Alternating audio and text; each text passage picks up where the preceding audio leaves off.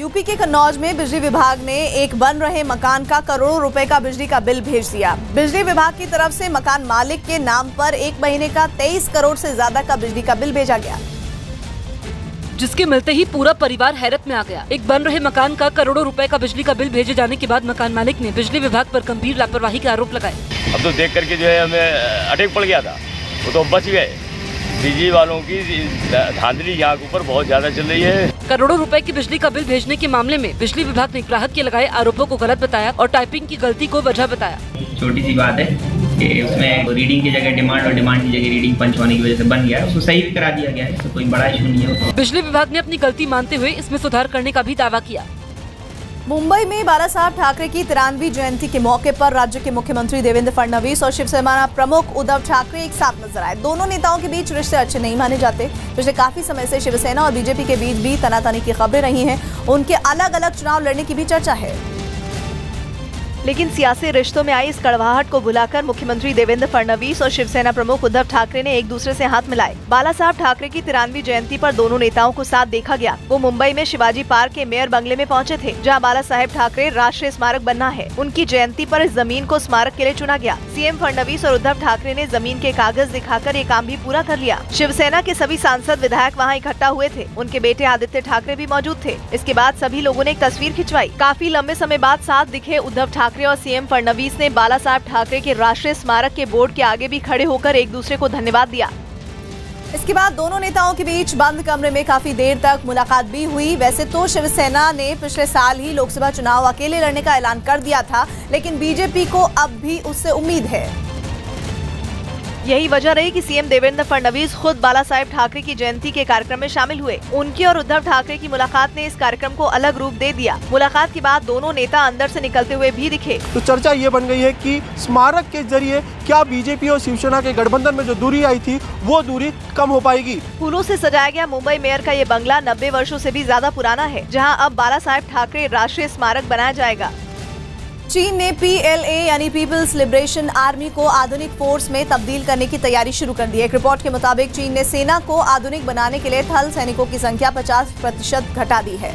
Report के मुताबिक इसका मकसद नौसेना और वायुसेना की भूमिका को मजबूत करना है। इसके अलावा मिसाइल हमलों से निपटने वाली रॉकेट फोर्स और स्ट्रेटेजिक सपोर्ट फोर्स भी सैनिकों की तैनाती बढ़ाई गई है। चीन की सेना में इस बदलाव के तहत अधिकारियों की संख्या भी 30% तक घटा दी गई है। हालांकि ताजा बदलाव के बाद भी 20 लाख सैनिकों के साथ चीन की सेना दुनिया की सबसे बड़ी सेना बनी हुई है। मुंबई के पास विरार के एक अपार्टमेंट के सेप्टिक टैंक में इंसान के शरीर के टुकड़े मिलने से सनसनी फैल गई है। दावा किया गया है कि विरार की पॉश सोसाइटी एवरशाइन एवेन्यू के सेप्टिक टैंक में इंसान के शरीर के छोटे छोटे कई टुकड़े मिले हैं। इसकी जानकारी तब हुई जब अपार्टमेंट के कुछ फ्लैट के टॉयलेट चोक हो गए और उनसे बदबू आने लगी, जिसके बाद सेप्टिक टैंक की सफाई कराई गई। लेकिन जैसे ही उन्हें खोला गया, वहां एक आदमी की उंगलियां मिली, जिसकी जानकारी पुलिस को दी गई। जांच के बाद पुलिस ने बताया कि एक शव के 200 से 300 टुकड़े कर सेप्टिक टैंक में बहाए गए थे। पुलिस ने हत्या के आरोपी को गिरफ्तार करने का दावा करते हुए बताया कि उसने 15 दिन पहले इस सोसाइटी में एक फ्लैट किराए पर लिया था। पुलिस के मुताबिक आरोपी का एक स्टॉक ब्रोकर के साथ पैसों के लेन देन को लेकर कुछ विवाद चल रहा था और इसी वजह से उसने स्टॉक ब्रोकर को किराए के फ्लैट में बुलाकर उसकी हत्या कर दी। हत्या का राज छुपाने के लिए आरोपी ने शव के 200 से 300 छोटे टुकड़े किए और उनको टॉयलेट में बहा दिया। राजनांदगांव में पुलिस ने नक्सलियों को कैंप पर हमला कर दिया। छत्तीसगढ़ के राजनांदगांव में 3 लोगों की हत्या के बाद नक्सलियों के एक कैंप पर पुलिस ने हमला कर दिया, जिसके बाद नक्सली कैंप छोड़कर भाग गए। हिमाचल प्रदेश के कुल्लू में सड़क पर पहाड़ी का मलबा गिरने से 2 गाड़ियां दब गईं, जिसमें सवार 2 लोग घायल हो गए।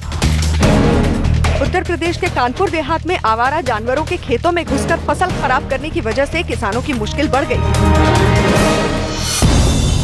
खबर है कि अभिषेक बच्चन ने IPL की फ्रेंचाइजी राजस्थान रॉयल्स में हिस्सेदारी खरीदने की इच्छा जताई और इसके लिए पिछले दिनों लंदन में राजस्थान रॉयल्स के अधिकारियों से भी उनकी मुलाकात हुई थी।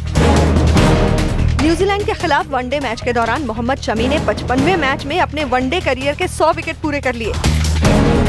वेटलिफ्टर संजीता चानू ने इंटरनेशनल वेट लिफ्टिंग फेडरेशन की ओर से हटाए गए बैन पर खुशी जताते हुए फिर सफाई दी कि वो बेकसूर हैं और उन्होंने कभी अपने करियर में कोई प्रतिबंधित पदार्थ नहीं लिया।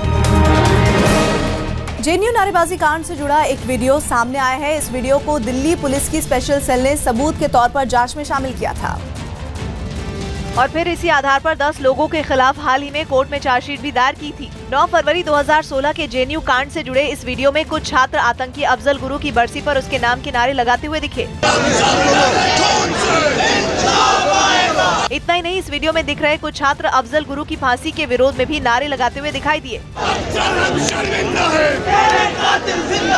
इस मामले में अहम गवाह सौरभ वर्मा ने इस वीडियो के आधार पर 10 लोगों पर लगे आरोपों को सही बताया। इनके जब नारे लगाए गए थे तो वहाँ पे हम प्रोटेस्ट करने के दौरान ये नारे सुने भी और इन लोगों को देखे भी जो लोग नारे लगा रहे थे, और जिन लोगों के ऊपर चार्जशीट किया गया है वो तमाम लोग ऐसे थे जिन्होंने नारे लगाए हैं। लेकिन एनएसयूआई ने इस वीडियो के सामने आने की टाइमिंग पर ही सवाल उठा दिए। अब वो क्या कर रहे हैं कि जब चुनाव का ये मौसम आया है तो इनको लग रहा है कि इसको दोबारा जेएनयू को जिस तरह से उन्होंने उस समय टारगेट किया था, वो इस चीज को जो अभी तत्कालीन सरकार जो है वो इसको लीड लेने के लिए, या अब चीजें कैसे ऑपरेट हो रही है आप खुद समझ सकते हैं। बताया गया कि जेएनयू नारेबाजी कांड की जांच में पुलिस ने करीब 10 वीडियो शामिल किए, जिसमें एक वीडियो ये भी है।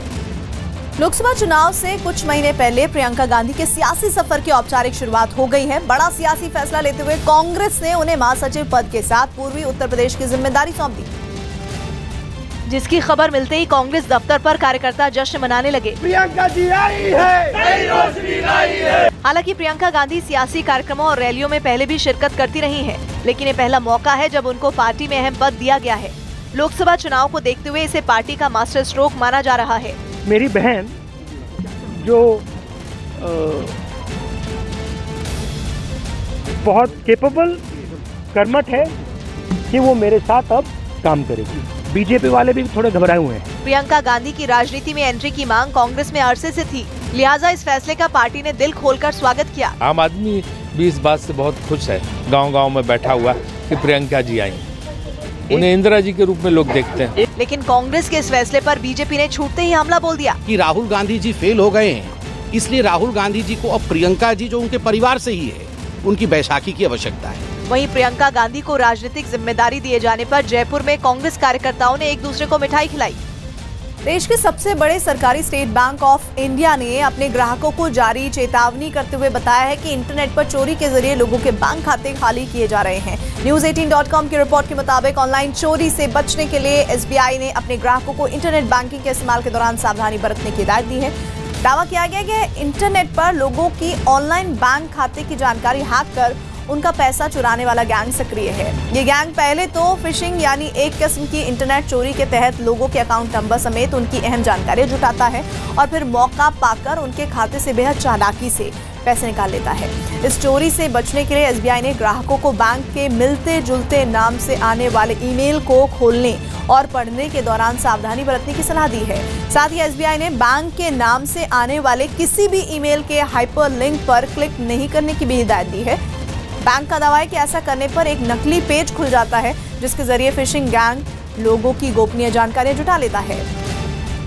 दिल्ली में गणतंत्र दिवस के समारोह से पहले राजपथ पर फुल ड्रेस रिहर्सल परेड की गई, जिसमें पहली बार देश में ही बनाई गई वज्र तोप को परेड का हिस्सा बनाया गया और लोगों को पहली बार देश में बनी सेल्फ प्रोपेल्ड यानी खुद से चलने वाली तोप K9 वज्र की झलक देखने को मिली। ये तोप अपने टारगेट पर पोजीशन बदल कर हमला कर सकती है। इसके अलावा फुल ड्रेस रिहर्सल में आकाश मिसाइल सिस्टम को भी दिखाया गया। साथ ही अमेरिका से खरीदी गई बेहद हल्की M777 होवित्जर तोप को भी पहली बार परेड में शामिल किया गया। सिग्नल ट्रेनिंग सेंटर बैंक के 67 बैंड वादकों का संयुक्त बैंड दस्ता राजपथ से गुजरता हुआ। मार्चिंग दस्तों और हथियारों के बाद राजपथ पर कई झांकियां निकाली गई, जिन्हें देखकर वहां बैठे लोग काफी खुश नजर आए। From Sikkim, an agricultural and environmental non-violence. इस दौरान इंडियन नेवी की झांकी में 2018 में आई केरल आपदा के दौरान नेवी की तरफ से किए गए राहत बचाव का काम दिखाया गया, जिसमें बाढ़ में फंसे लोगों की जान बचाने के लिए नेवी के पायलट ने हेलीकॉप्टर को मकान की छत पर उतार दिया था।